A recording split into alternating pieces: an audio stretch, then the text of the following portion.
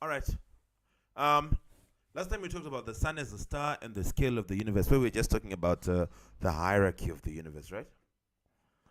Which I'm sure a lot of you people remember. And we had said that you have the universe. Then after the universe, you have the galaxies. Remember that you have the universe is formed up of billions of galaxies. Don't ever forget that. The universe itself has billions and billions of galaxies, and the galaxy has billions. Each galaxy has billions of stars. And if we go into one galaxy called the Milky Way galaxy, this is where you find a star called the Sun and planets around it. Right? We talked about that. You guys won't forget. And then we said, okay, so from galaxy you can go to a solar system. A solar system is around a star. It's one star and planets, and then you have planets, stuff like that. This is what we talked about, the scale of the universe. Yes, somebody called my name. And remember, when you say the sun is a star, we talked about what powers the stars, and we said it is nuclear fusion. Okay, it is nuclear fusion, where we have the hydrogen nuclei combining to form helium nuclei. Any question on that?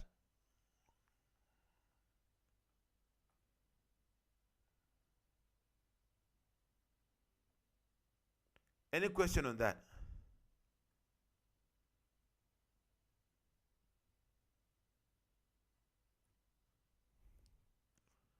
Is there anyone who has a question? All right, so today, everybody, we are continuing with this idea.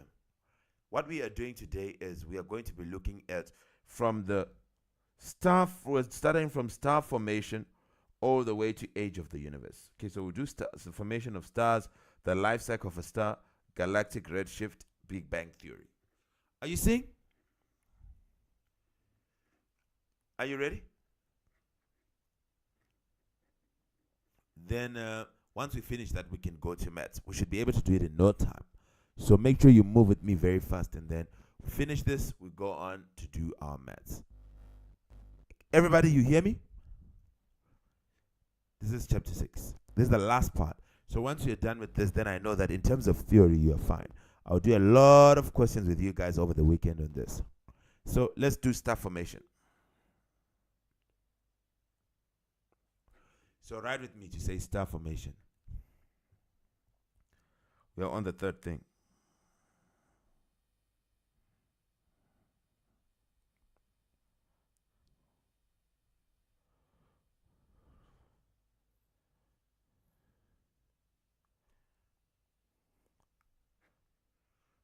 Right.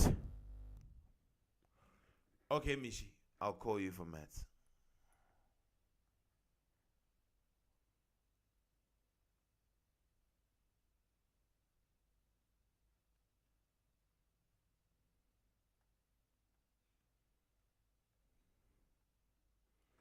Right. Anyway, star formation. Let's start. Mm, I'm not happy the people were not there.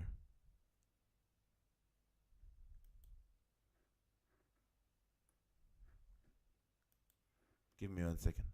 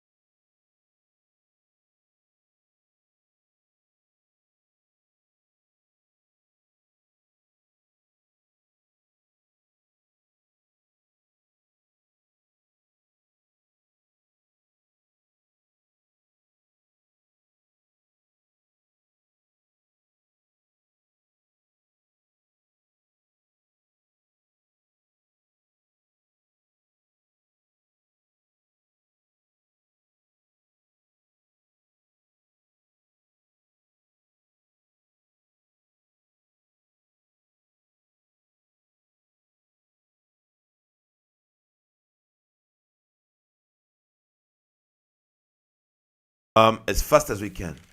All right, so let's quickly talk about star formation, and I'll give you a sequence which you must memorize. A very simple sequence. Let's quickly move. I'm not making anything big, so I'll try to make it as small as we can. I'll just give you the big idea, and we move on. So I want you to know this: all stars begin the same way. This is why you have to study star formation. Is because all stars, I don't care what star it is, all stars, all of them begin the same way. And we want to see that way which stars begin, okay? What is the way? So this is the sequence, which you must know. It starts as a nebula, and then from the nebula, it goes to a protostar. Then from the protostar, it goes to a stable star. So this is the sequence in which this is the sequence that is followed by stars. Okay? So this sequence must be memorized. Just three important things. It's nebula, protostar, then stable star. So this is it's 3 stages. So if I can say the stage 1, which is the nebula, stage 1 of the star, what goes on there? This is the formation of a star. It starts as a nebula, then it goes to a protostar, then it goes to a stable star, and we'll see why stars are stable. Why do we get to this? So everybody knows what a nebula is. We still had the same thing when we were talking about how the solar system was formed. So here when we do the nebula, everybody knows what a nebula is. A nebula is a cloud of dust. Okay, is a giant cloud of dust and gas in space. This is a nebula, right? Everybody knows that. Is there anyone who doesn't know this? No, everybody knows. So this is how stars start, okay? This is how stars start. Sorry, there's a mistake which is going on here. Okay, no, it's fine. What we're saying, it's a giant cloud of dust and gas in space. This is a nebula. And so this is the birthplace of stars, the nebula. It is the birthplace of stars, okay? And we say that it will be a cloud big in the atmosphere there in the sky, okay, in space, which will be made of gas, just gas and dust. So it's tiny particles spread out. That's why we mean dust, tiny particles. Now, gravity is going to start the formation process. It is going to start pulling these dust particles together, So let's just say the nebula is the birthplace of stars. Okay? It's the birthplace of stars. So you can say from here, okay? Say cloud of dust and gas particles. I want you to say, from here, gravity starts the formation process. So from this big cloud of dust and gas particles, now gravity will take over. It will start to bring all these tiny particles. So at first there were tiny particles. Listen, it's simple. At first there were tiny particles which were spread out in space. That is the nebula. Okay, so what we now see as a star at first was just tiny particles that were spread out in space. Then what happens? Gravity starts pulling them together, and that makes us go to stage 2, which we call a protostar.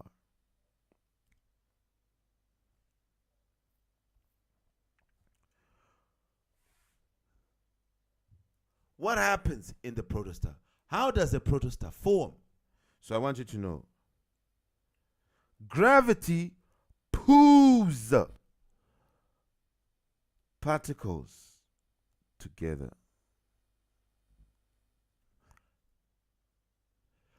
Gravity pulls the particles, the dust particles together. The dust and gas. Gravity starts pulling them together and making them one. What happens as this is happening? Of course, the density increases. So let's say here, what happens is gravity is pulling these particles together.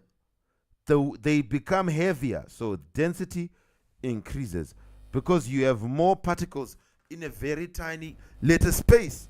So the density increases. Why? Because more particles are packed together. This is just so easy.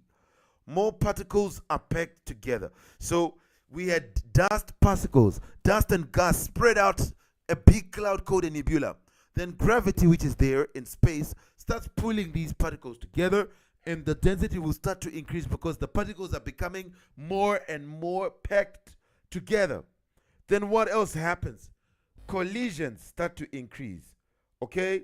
It was gas, they were far away from each other, nice dust particles, but now they are being pulled together by gravity. So the collisions now increase, and you'll be having now more kinetic energy as a result. Okay, you have more kinetic energy. Why? Because of more collisions. Because of more collisions. Now what then happens? The temperature will increase. If we say more kinetic energy, we know that when particles bump with each other, they give each other kinetic energy. So kinetic energy is the average energy of everything. So here, as they are bumping each other and making each other to move and bumping, we have more collisions, the temperature will start to increase. So the star begins heating up. The star begins heating up. The star will begin to heat up. Are we together? And this is the formation of a protostar. So you can say star begins heating up. So you can say protostar is formed. The protostar is formed. Are we together? What did we say here? Summary of stage 2. You can say gravity causes compression. It causes the particles to come together. Compression, it means you have particles coming together. All the particles are coming together to one area. So that's compression. To squeeze things together. So gravity causes compression of the dust and gas particles in the nebula. Okay? The compression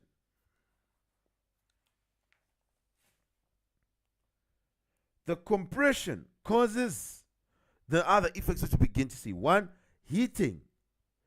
Okay? Heating. We have the star beginning to heat up. Okay? Then we have increased density.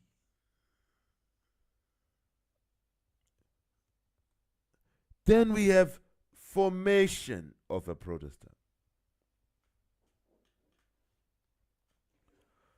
So what happens? The star begins to heat up. There is an increased density because the particles are moving towards each other. They are being squeezed.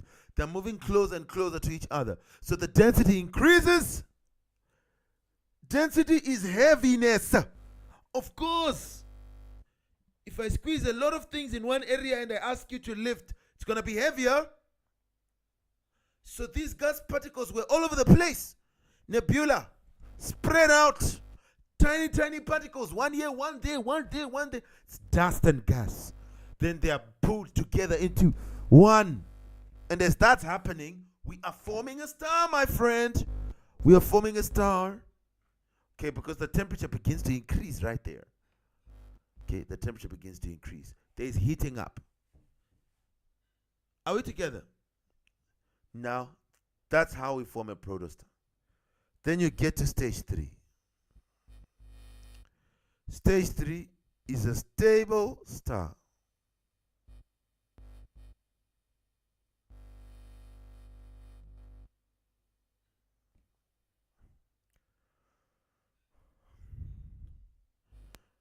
Write this.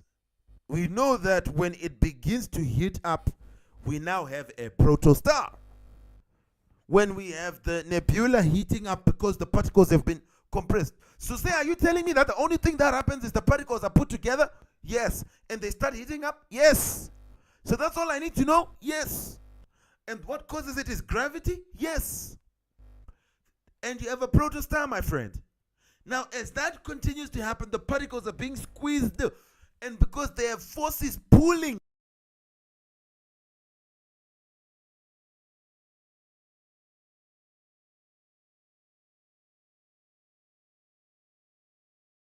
kinetic energy, and you're increasing each other's temperature. Because when you have more kinetic energy, you are getting more temperature. So you continuously bump. You bump into this one, you bump into that one, you bump into this one. It's not you, it's gravity. So the temperature of these particles begins to increase, and we get a protostar. Now, as the temperature keeps increasing, it will get very hot at some stage. And when it gets hot enough for something called nuclear fusion, which we talked about yesterday, which is the energy that is powering stars right now. If nuclear fusion only happens in very hot environments, in very hot conditions. So when the star becomes hot enough, nuclear fusion begins, then we are now having hydrogen fusing into helium. We now say we are getting a stable star. So write this. Eventually, the core becomes hot enough.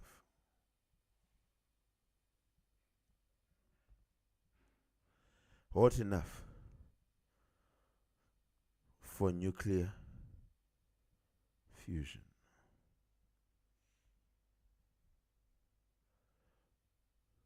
To begin. Eventually, the core becomes hot enough for nuclear fusion to begin. Now, hydrogen begins to fuse into helium. Are we together?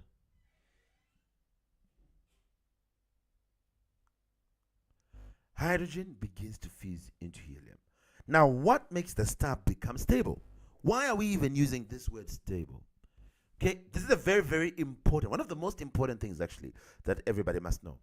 Now, I want you to now say, two forces act inside a star.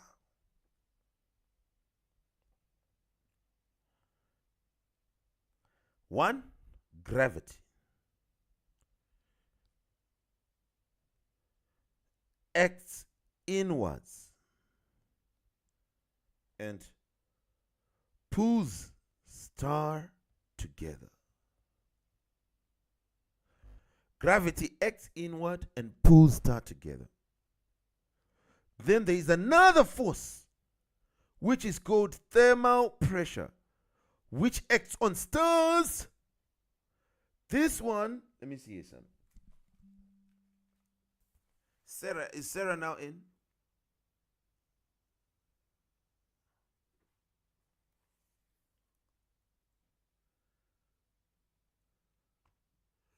Karabuk, is Kayla in now?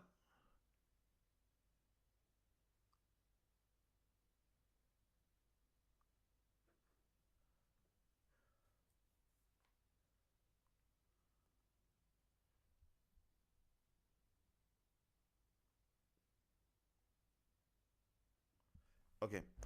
We say thermal pressure is opposite of gravity. It acts outwards. It pushes the star apart. So this is actually an enemy, yeah? it pushes the star apart. Now, what is going to happen is this. The star is going to get into a condition of equilibrium where this gravity, which is pulling the things inside, is going to become equal to the thermal pressure, which is pushing the star apart. Which is pushing the particles outside. So, stable star condition, the condition that we say the star is stable, is when stable star condition, it is when gravity, force of gravity, which is pulling the star inside, is now equal to the thermal pressure, which is pushing the star outside. Then we have this stable star condition, okay? And I want you to say this stable star condition, this state is called equilibrium. So a stable star is one that has reached equilibrium, right? So if we summarize what we said for the star formation, star formation, what did we say? Star formation. How many stages do we have? 3 stages.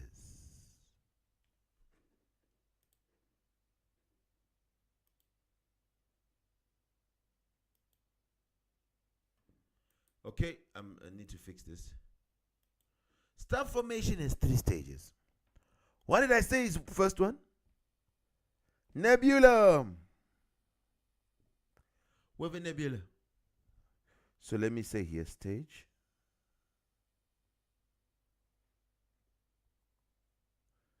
Then this side, I don't need to make it big.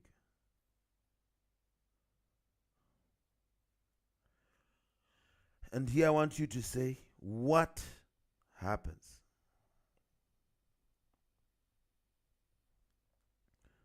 What happens at nebula stage?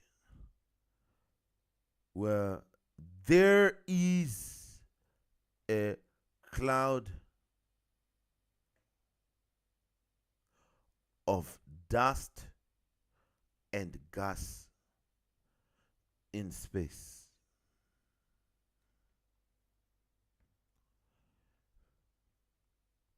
Then you say, what about protostar? Gravity starts now. It pulls the particle together. So gravity pulls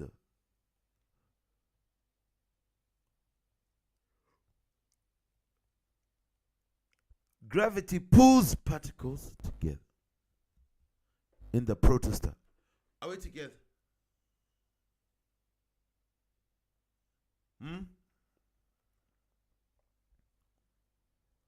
This causes heating and increased density and the formation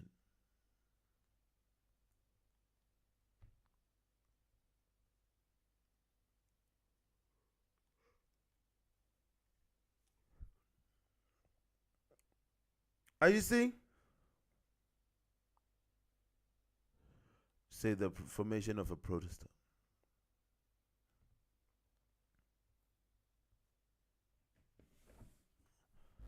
Gravity pulls particles together because it's the heat to increase, the density to increase, and then the formation of a protostar. Because gravity is pulling and pulling and pulling until, guess what, man? Gravity, keep causing the star to heat. Don't worry. Keep doing it. The gravity will keep pulling the particles together. The more it pulls them together, the more the collisions, the higher the temperature.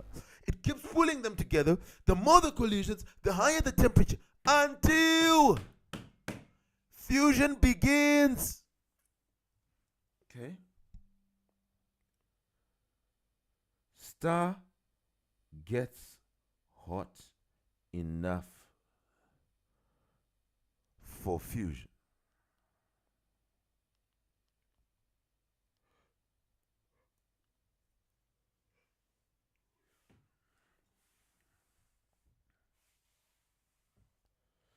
for nuclear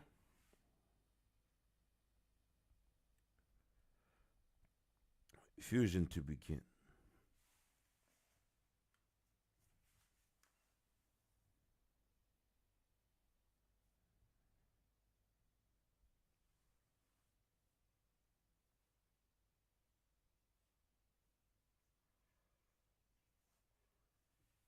Are you seeing this?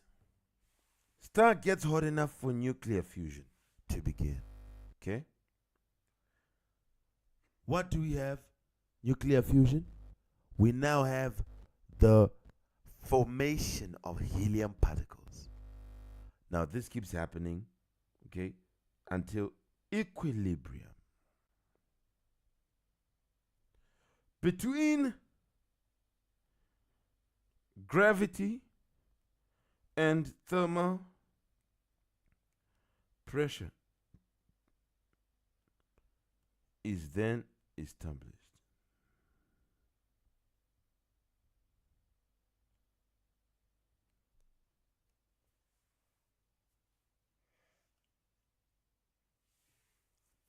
Equilibrium between gravity and thermal pressure is now established. Are we together? The stable star condition.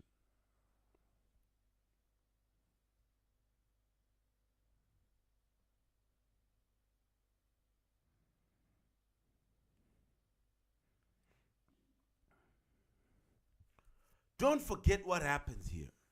And you're done. Are we together?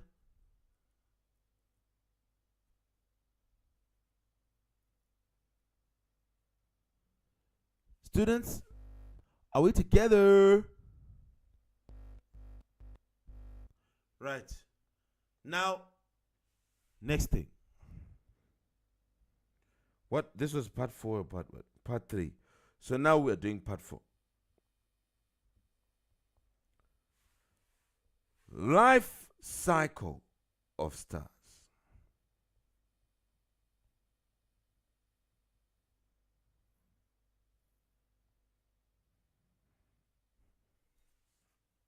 Life cycle of stars. Okay, so star, you have been formed. What about your future now? Huh? We've seen now you're a stable star. Then what happens? What happens to this star? So let's put the big idea. I want everybody to know that the future of a star, okay, we've seen how it's formed. Okay, all of them are formed the same way. The future of a star now depends on its mass. The future of a star depends on its mass. Don't change.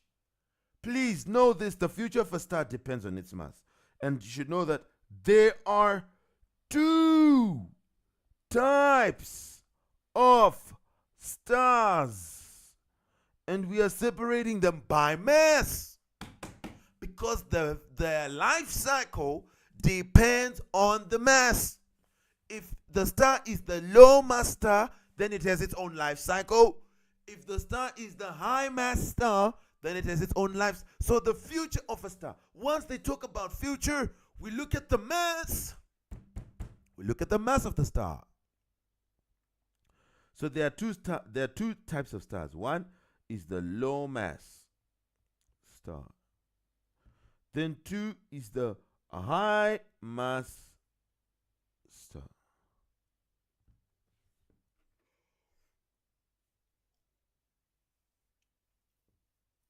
Okay, let's start with 1. Okay, life cycle of low mass star.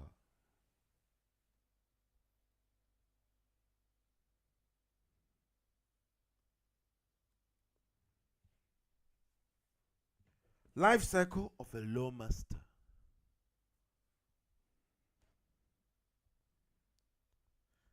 An example of a low mass star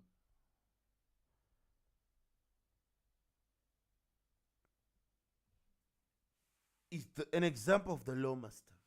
Is the sun. Okay? And you can put here.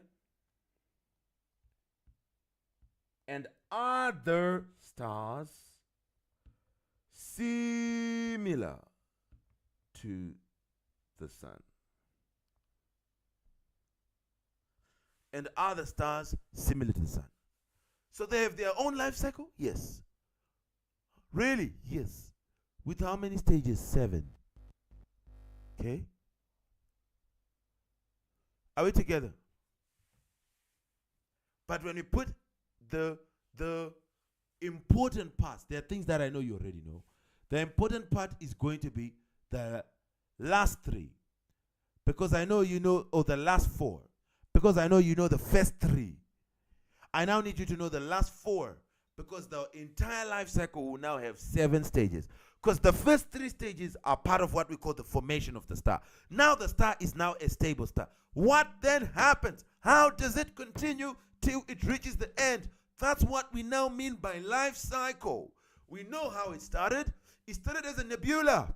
Then it went to a protostar. Then it went to a stable star. But does it end there? No. If it's a low mass star, there are 7 stages. So we have 4 more. So there are 7 stages in the life cycle.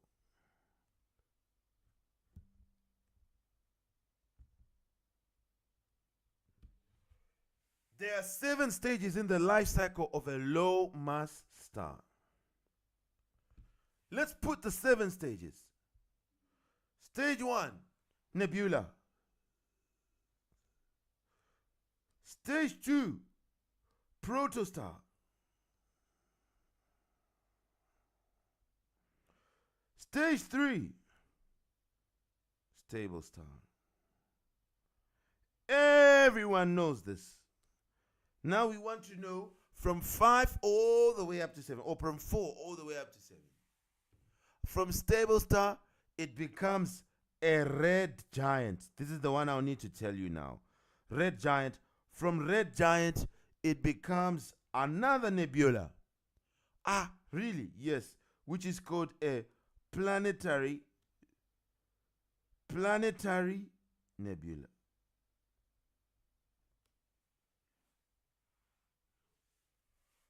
Then number 6 is the last 2 dwarfs, white dwarf and black dwarf as number 7.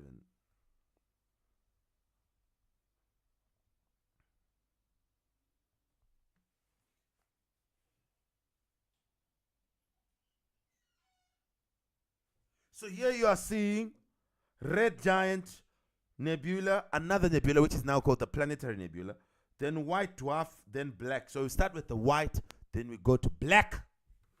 Black dwarf, the last stage. Are we together?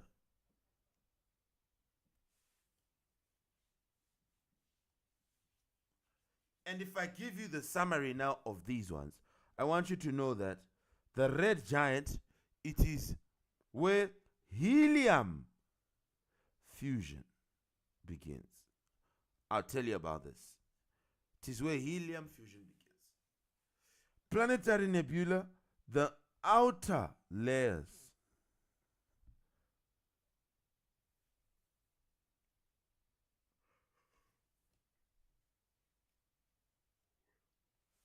Okay, outer layers become expelled. Or let me just say, outer layers expelled. Thrown away. Thrown away. Outer layers thrown away.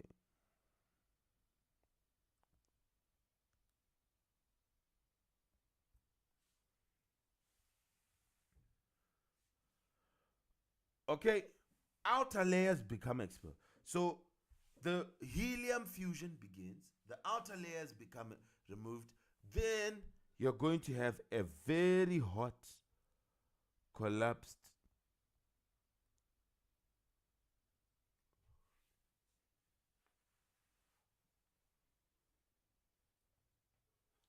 here, hot collapse. Let me say hot collapsed core. you have a hot core which is collapsed. Then when you get to the black dwarf, it will be now a cooled white dwarf.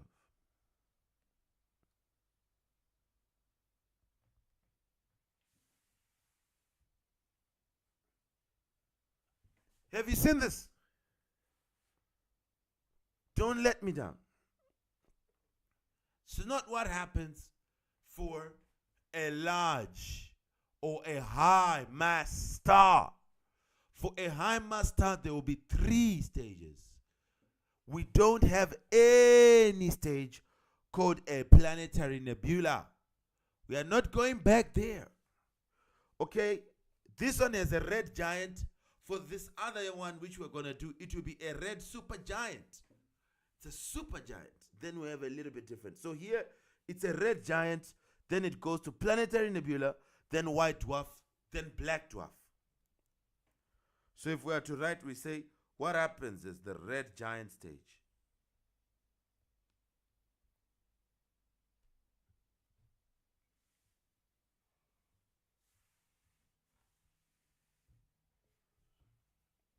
Red giant, let's quickly write about it. Everybody, let's quickly write about this stage. What happens here?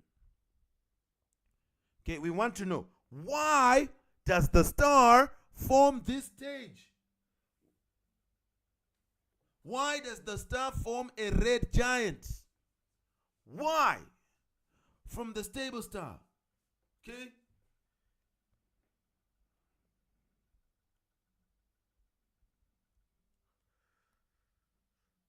Let me put for you.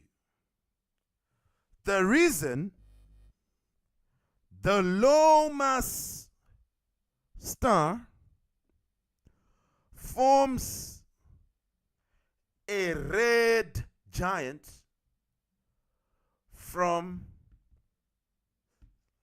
the stable star is, why does it happen? Hydrogen fuel, we know that hydrogen is doing fusion. It's converting itself to helium. So the hydrogen, which is the fuel of the star, it begins running out. Hydrogen fuel begins running out. So what happens? Fusion slows down. So where will the star get fuel now? Huh? The fusion has stopped? Yes. Now what is important about this fusion? It is doing this thermal pressure thing, and it is making the star to not collapse. But guess what? If fusion slows down, the core shrinks and heats up again, even more. Okay? Until eventually helium fusion, not hydrogen fusion, but helium fusion begins. So the helium particles will be now combining, yes, to form a larger nuclei, yes. We know that hydrogen, which is 1, was meeting another hydrogen, which is 1, to form helium, which is 2. 2 protons. Really? Yes. So 1 proton here, hydrogen, was coming with another and combining with another nucleus, which is 1 proton. Yes. Then to give a helium nucleus, which is 2. Yes. That was the nuclear fusion we had. But guess what? The hydrogen fuel begins to run out at some point in the life cycle of a star. And when that happens, then the core will shrink. And as the core is shrinking, because of gravity, the star begins to heat up even more. And the heat becomes more and more until helium fusion begins. We know that fusion takes place at very high temperatures. So the temperature at this stage is high enough for helium fusion. The helium nuclei, that nucleus with 2 protons. Okay. So are you saying at this stage, which we call the red giant, what we'll be having is at red giant stage, we have helium fusion? Yes. So helium fusion is going on? Yes. And it keeps going on? Yes. A helium nucleus meets another helium nucleus. They fuse, they make a bigger one. A helium meets another helium, they fuse, they make a bigger one. This is because there's a lot of heat. Now, this continues to happen until you go to the next stage, which is planetary nebula. Okay, this is the life cycle of this star. Planetary nebula. What then happens at this stage now? At planetary nebula, the helium runs out too.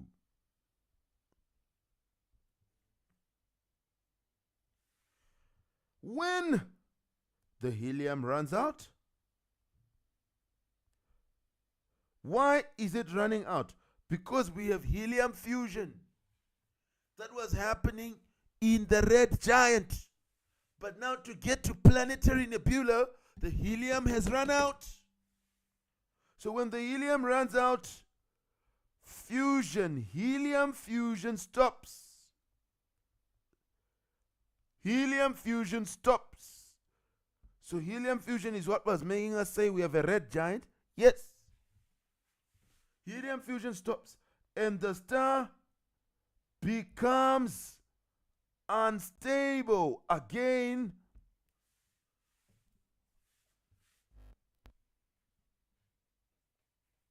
Are we together? The star becomes unstable. Then the outer layers are ejected.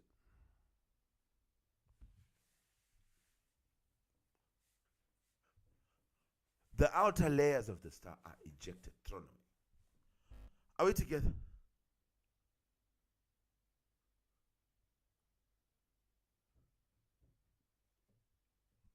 Are we together? If the outer layers are ejected, then you don't have gravity pulling things together now. The outer layers are ejected. Okay? Now you get to when this has happened, the outer layer becomes ejected. So, okay, so this happens. This planetary nebula is when fusion stops, yes. And the outer layers become ejected, yes. And the star is unstable, yes. Now, after ejection, students, after the outer layers are ejected, what will keep happening is we are now going to get to a stage which we'll call white dwarf. At this stage,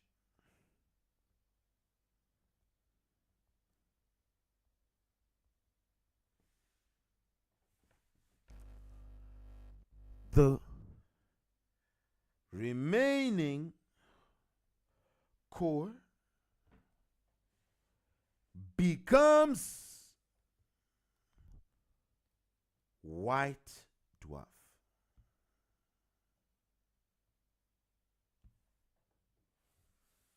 At this stage, the remaining core becomes white dwarf. Are we together? What is the white dwarf? It is the core that remains after ejection. Can you all hear me?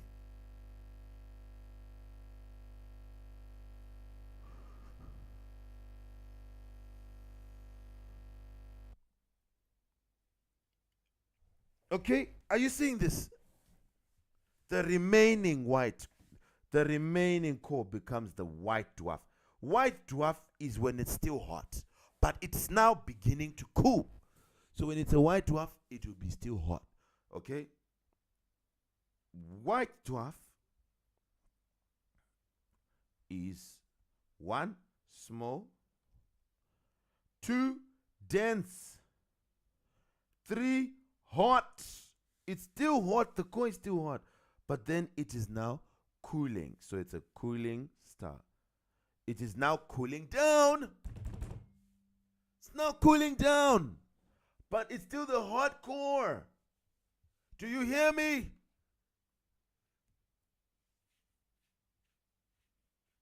It's what remains after the outer layers are ejected.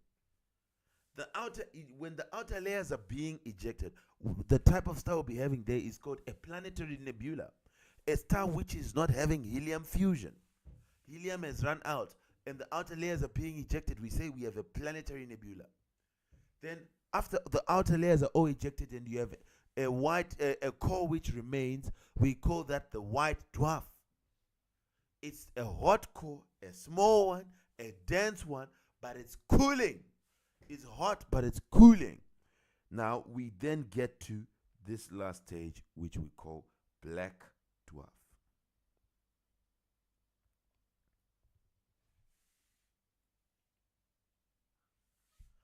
Black dwarf. I want you to write this.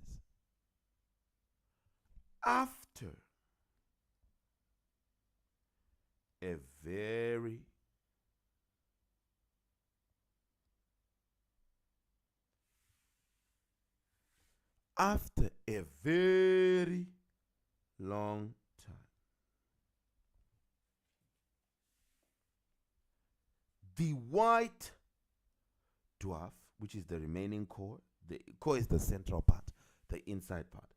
The remaining core cools. Okay? And because it cools, the white dwarf cools. Okay? And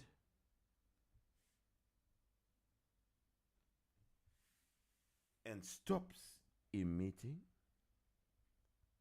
energy.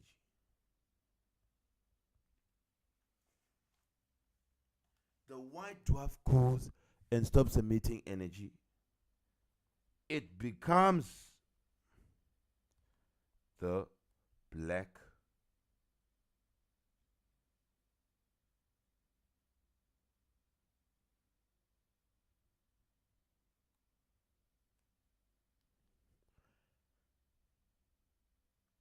dwarf.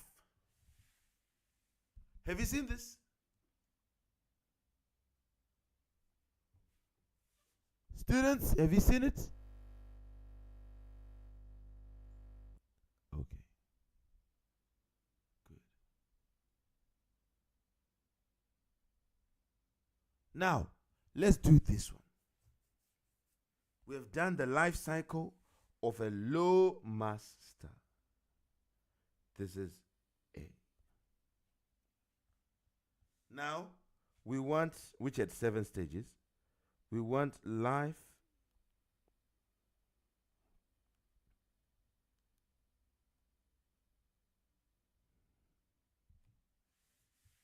cycle of a high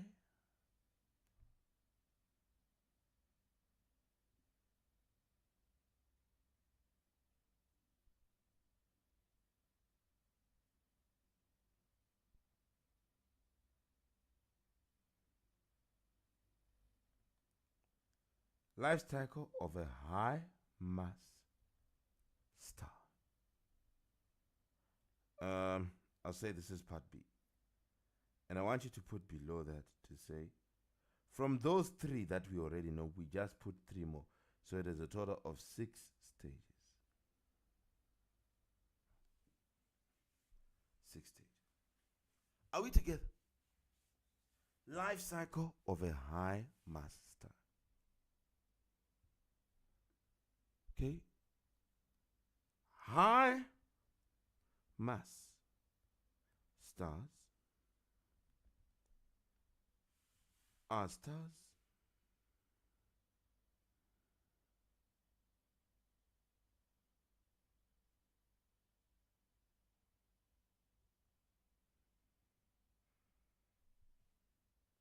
high mass stars are stars much larger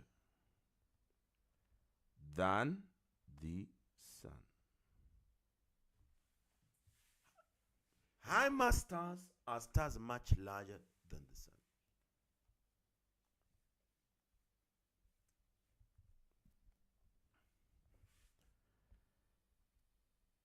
Their life cycle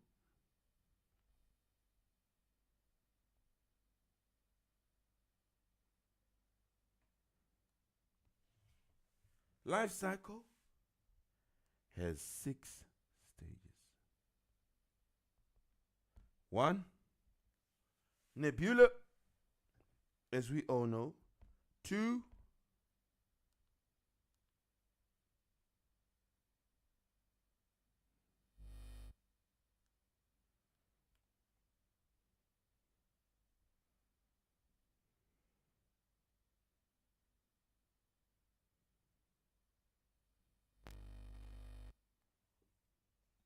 here, I don't want anyone to not write. Let me change the crayon is delaying me. To stable star. Okay, for our large mass or high, we usually use the word high and low. For our high mass stars, which are much bigger than the sun, we have the 3 stages. Then from there it goes to stable 4, which is red supergiant.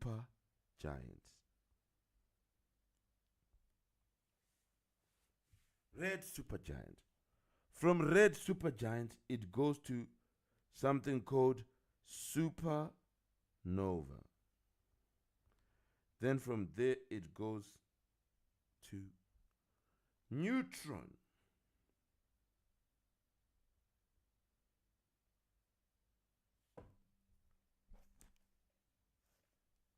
Neutron star. So just remember, red supergiant, supernova, neutron star, everything is super. Neutron star, we also call it black hole. Are we together?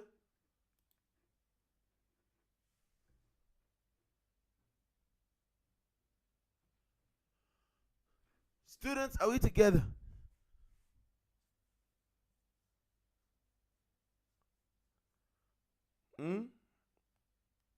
Here are the 3 more stages. Supergiant, supernova, then black hole. Okay? Black hole is the 3rd and final one. Okay? Are we together?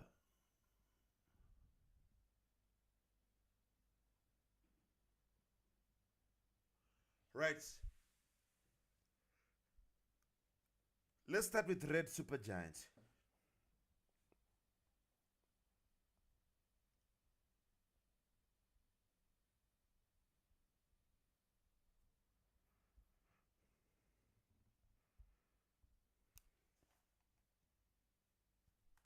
We are fighting. We are almost done with this chapter.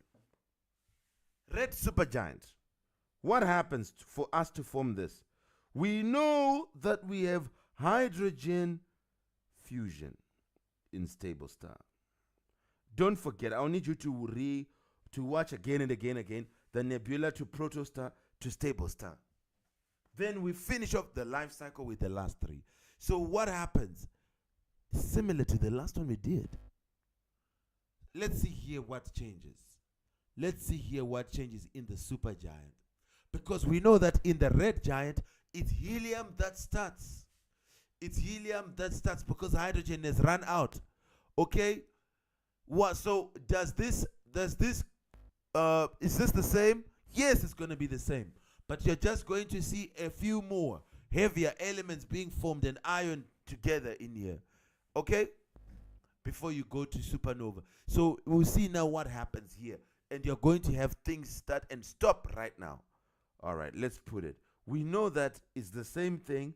Red giant here. We said helium started when we were dealing with low mass stars. Helium fusion started, okay, because hydrogen had run out. So when hydrogen ran out, the star, the core of the star, started shrinking, and the heat went up. And the heat kept going up until helium fusion started. And helium fusion did until helium ran out. All of this happened in red giant, and that's the same thing in supergiant. So you have to talk about hydrogen running out. So hydrogen begins running out. Okay? Hydrogen begins running out. Okay? Hydrogen begins to finish, basically.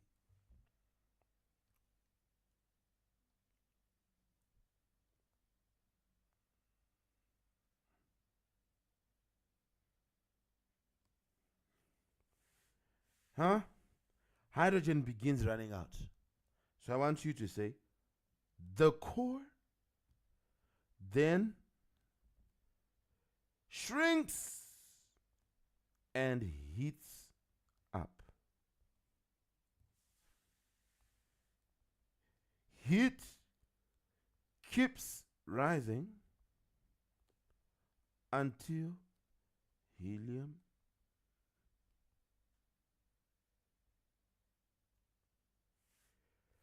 heat keeps rising until helium fusion starts. Okay? Until helium fusion starts. Because we have run out of hydrogen. So, heavier elements, e.g., oxygen, nitrogen, carbon,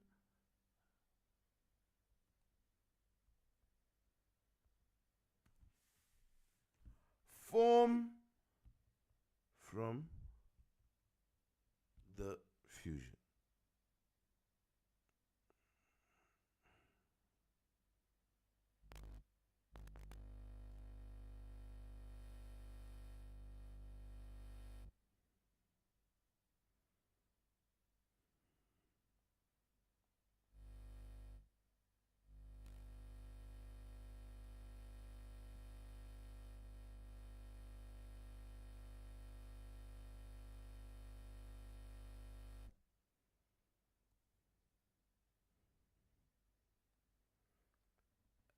Are you seeing?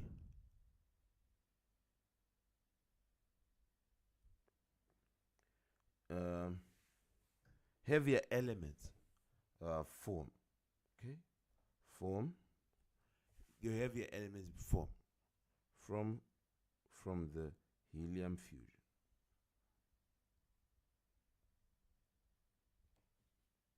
You now have heavier elements. Okay? Now, eventually, write this. Eventually, ion forms.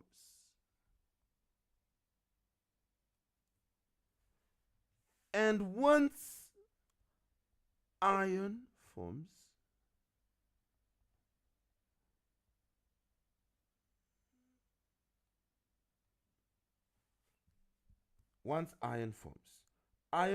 and once ion forms, helium fusion stops. So this is what happens in the red supergiant. Are we together?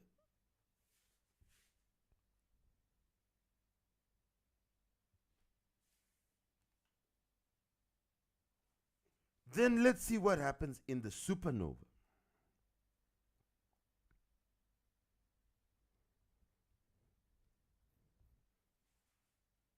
Let's see now what happens when the star gets to this stage. Ion has formed.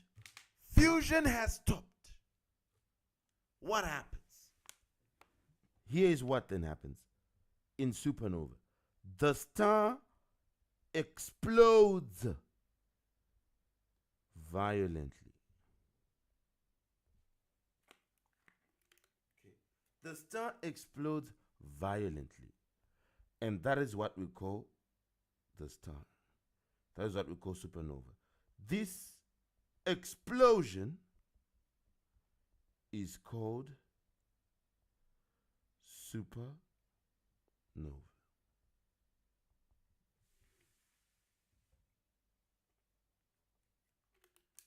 This explosion of the star is called supernova. So you have ion forming all the fusion stops immediately. Ding!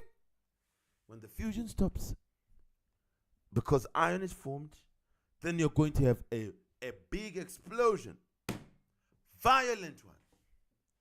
And this is what we call supernova.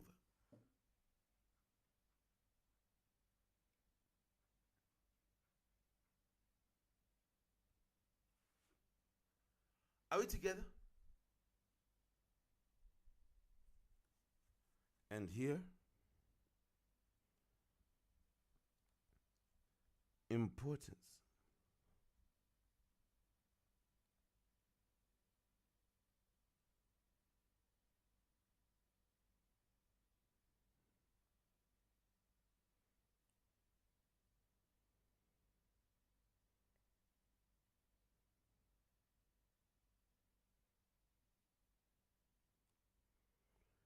Importance of supernova.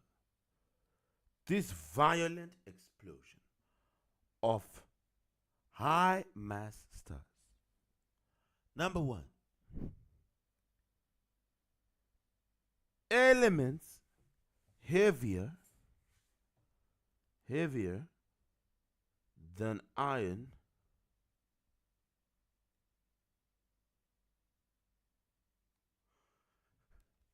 elements heavier than iron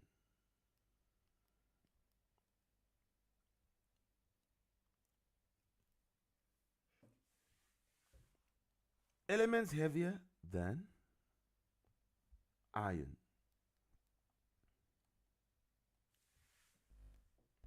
can be created.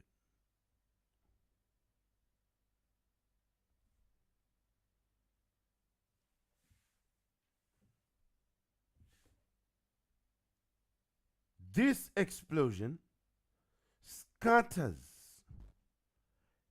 elements into space.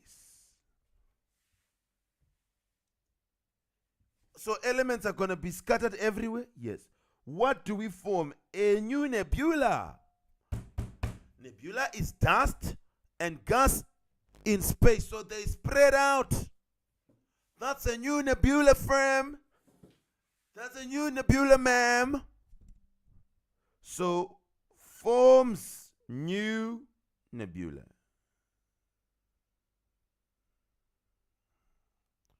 Okay?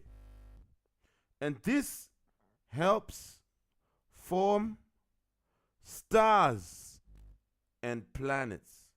So these huge stars can do this? Yes. And this helps to form new stars and planets. Yes.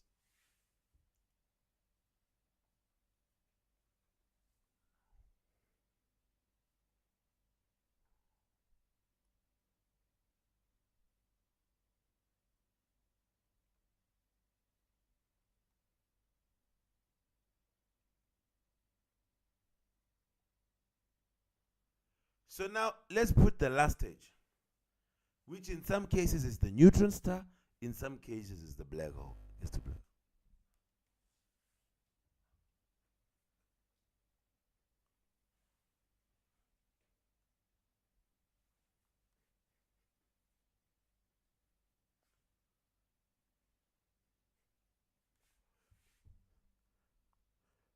Let's move. We are done. We are done, everybody. In the last 8 minutes, we should be done. And I'll be happy because you now know the formation of stars and their life cycles. We'll be left with galactic redshift and Big Bang.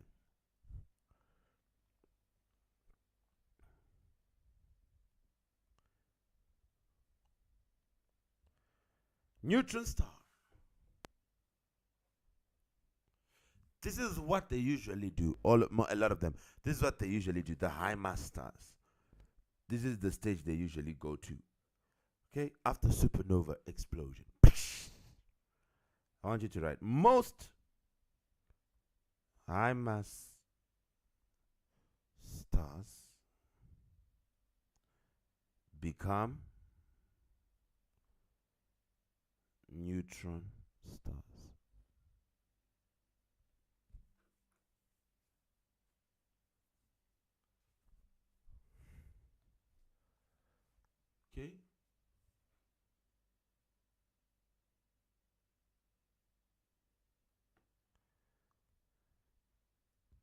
A neutron star has nothing important about it. Is a very dense, okay, or is an extremely dense, very, very heavy, extremely dense, very small star with a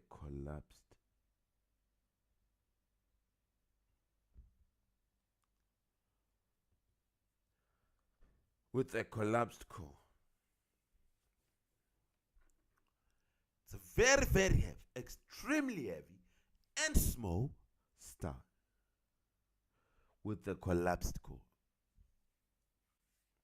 Then we have black hole, which is not common.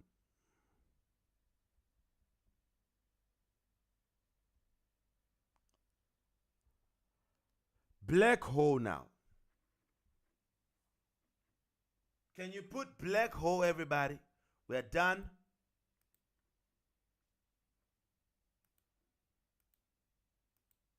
Everybody, can you put black hole?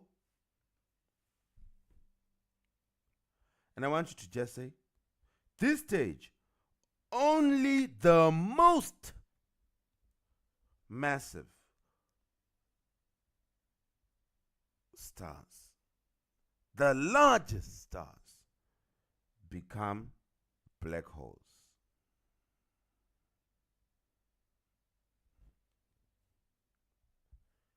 Only the largest of the largest of the largest stars become this one. They do this stage, which is the black hole stage.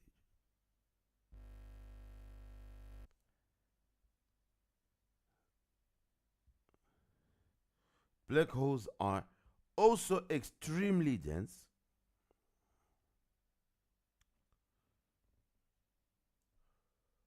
with gravity being extremely strong.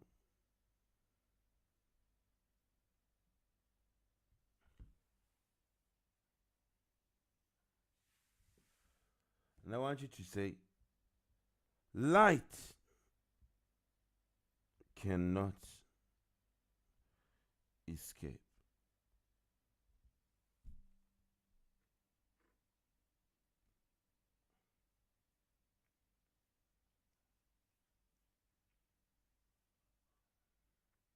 So only the most massive will get to black hole. Are we together?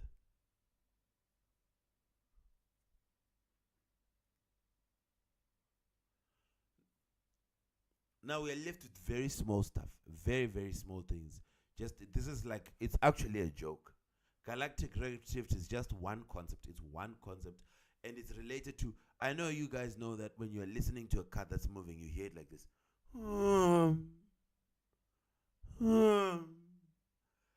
That is called the Doppler's effect. You do it more at A level, okay? It's a very amazing effect. I really, really enjoyed it when I studied it. You guys will enjoy it. We'll talk about it. That is related to galactic redshift. Like, we use something like that to explain it. So it's going to be nice and easy. We'll talk about it. Low mass stars, what did we say? Low mass stars. I want you to study this and finish this part. The life cycle of a star. We have high mass stars and low mass stars. Low mass stars, We know that both of them, whether they are high mass or whether they are low mass, both of them are going to be nebula. Then from nebula, protostar. Then from protostar, stable star.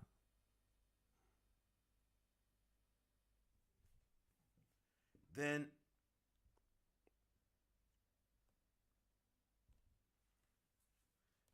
if it's a low mass star, it goes to red giant.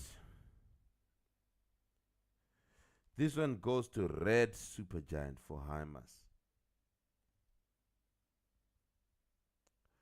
Then becomes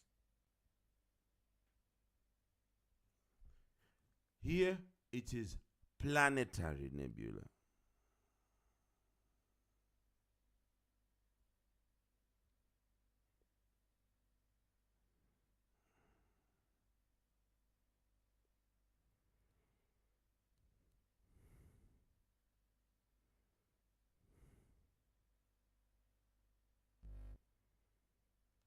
Planetary nebula.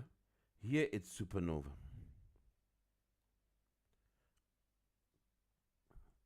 Then the dwarfs here. White dwarf. Then black dwarf.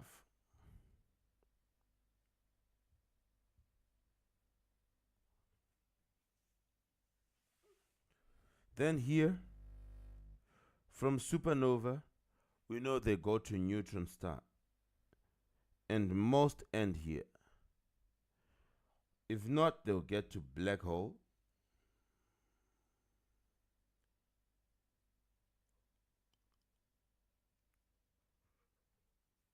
Can you see?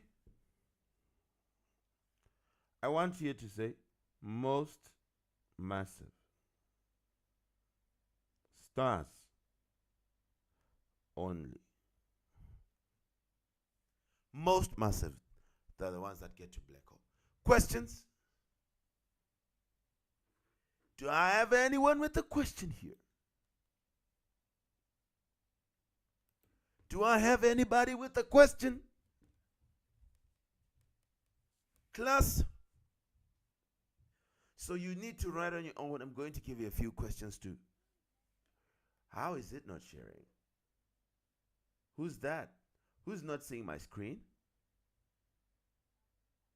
Masvita, you can't see my screen. Is it only you? Seth, can you see my screen?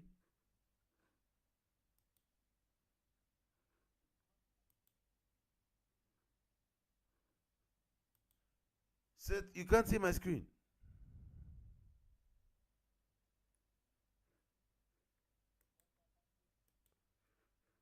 Oh. How's that? Oh, some can. Tobo, can you see my screen? Okay. Maji, try to quickly leave and rejoin. Good for you, physics is done, so you can try to quickly leave and rejoin whilst we're transitioning to maths.